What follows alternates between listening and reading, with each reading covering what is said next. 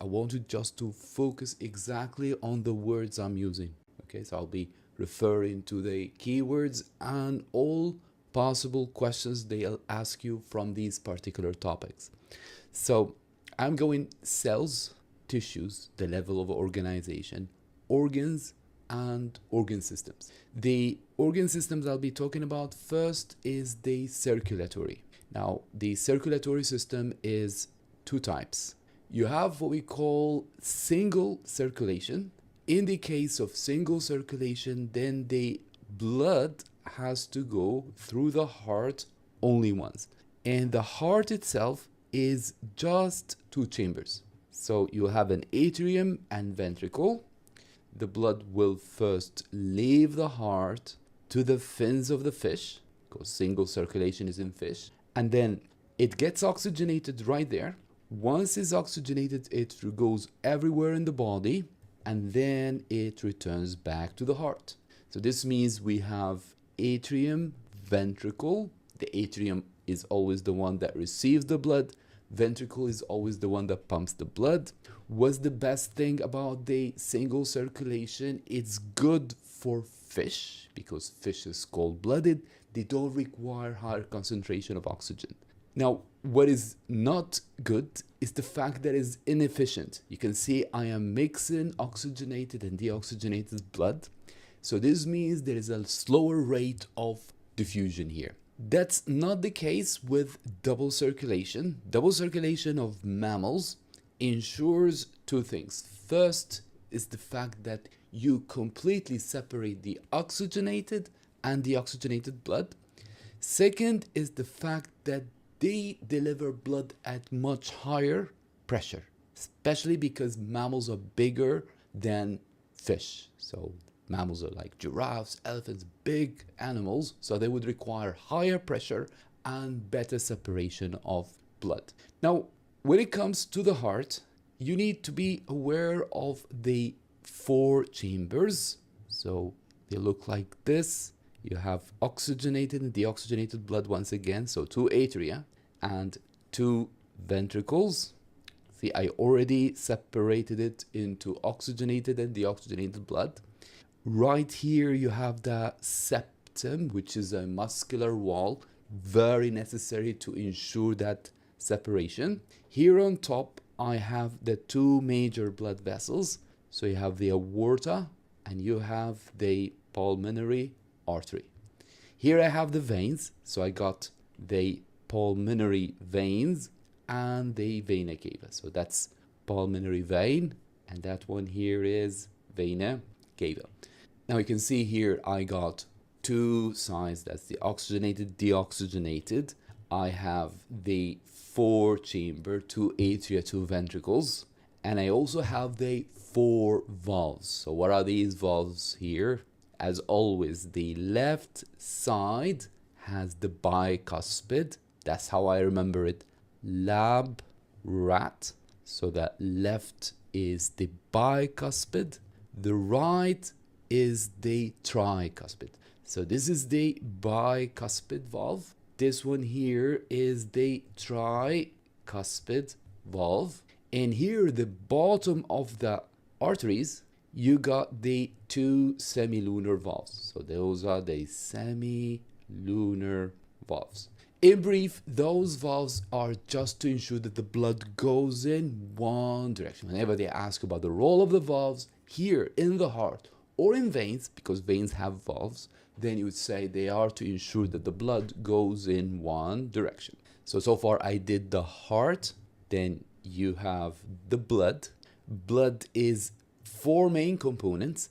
You have blood plasma, you have the red blood cells. Those two are the transport components of your blood. So plasma transports everything small and soluble.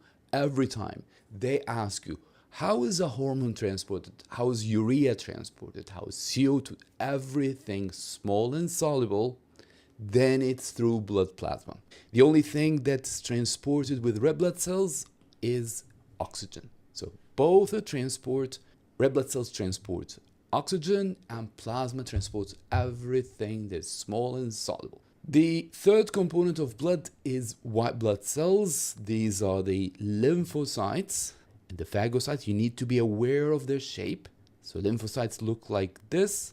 Phagocyte, they have this irregular shape. And the nucleus here is lobed nucleus. So that's the lymphocyte.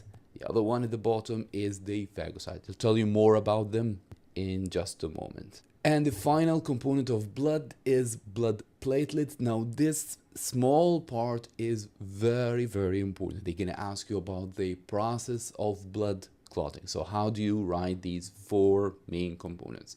First, cut.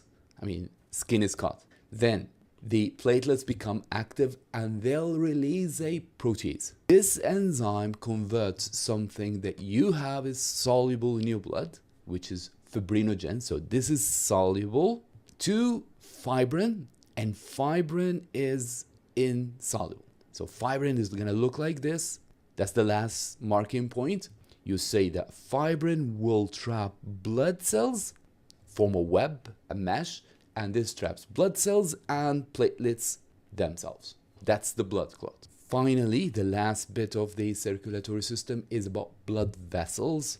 So here's very important when they ask you about to link the structure of an artery to the adaptations. How is the structure of an artery is related to its job. So three blood vessels: arteries, veins, capillaries. With arteries, you need to be aware of the wall being thick and the fact that the lumen is narrower than that of a vein. And lastly, arteries come with elastic fibers. So arteries look more of a round shape. The lumen is narrow. And right here, I have those elastic fibers in the wall. Now, each one of these here is related to some feature of the artery. Just keep in mind, the arteries take the blood away. Arteries run at high pressure. So for that reason, thick wall is a great advantage because the thick wall will ensure that it will not burst. The narrow lumen, be careful. When I say it's to withstand or prevent bursting, that's different from what I say it is to maintain the pressure. So this is prevent bursting. And this one here to keep the pressure high, because we want to take the blood as far as possible in your body. What about the elastic fibers? The elastic fibers will ensure that the artery does like this. It will expand and contract. Every time your heart beats, there's a pulse, and that pulse makes the arteries do just like this. So this is what we call recoiling. And recoiling is good for both. When it expands, it prevents bursting. And when it returns back to its original size, it will maintain pressure. So that's why recoiling will prevent bursting and it will also maintain high pressure. Now, the best thing about this is that you can reverse these, the wall, the lumen, and you can get the features of a vein. So veins are like complete opposite, wide lumen, they're thinner wall, and veins comes with valves. So why wide lumen is good thing? Because wide means more blood volume. So veins are to carry blood back to the heart, and we need to carry as much blood back as possible. And the thin wall of the vein is actually good because that thin wall can be squeezed by means of the muscles around. So those are the muscles in your leg. These are muscles there and down in your legs. And this is the vein, and it comes with valves. So every time you walk, every time you move your legs, even while you're sleeping, you keep moving your legs. So that ensures what? That ensures that the wall is thin, squeezable, and that will ensure that the blood will continue to go back to your heart. So these are the features of veins. Notice I reversed the arteries and I refer to the lumen being big, more blood, and the walls are thin, means they can be squeezed. Squeeze is actually a key word, it's not like something funny you say. And valves is to prevent backflow. What's the last part of blood? The last bit is capillaries. Now, capillaries would look something like this. It's one layer of cells, I call them endothelial cells, There are pores between the cells. Did you notice I left gaps here? Those are pores. And the lumen is super narrow, can barely fit a red blood cell. Now, why these features are helpful when it comes to the capillaries? First, it's the fact that capillaries are meant to exchange. So again, in each artery has one word you can remember. Arteries is to take the blood away at high pressure. Veins to return blood back. Capillaries is exchange. So to exchange, you need to do diffusion, right? And what are the two things necessary for diffusion to happen fast? First one, it's short distance. So thin wall is super helpful because that means that the diffusion distance is short, diffusion rate is high. What about those pores? Why these pores are helpful? Because those pores will allow materials, remember the blood plasma, will allow the materials in the blood plasma to be forced outside. So that's how it works here in capillaries.